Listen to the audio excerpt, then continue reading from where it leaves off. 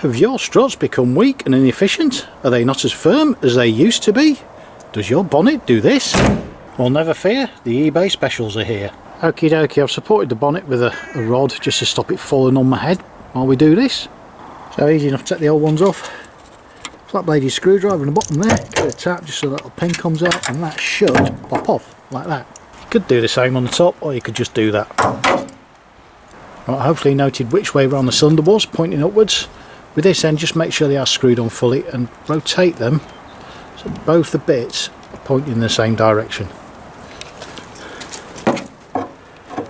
Push that one on, clips on like that.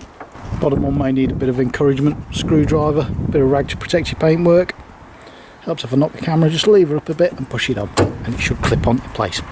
And please remember to dispose of your old struts responsibly. And all being well in the world, that should now quite happily pop up on its own.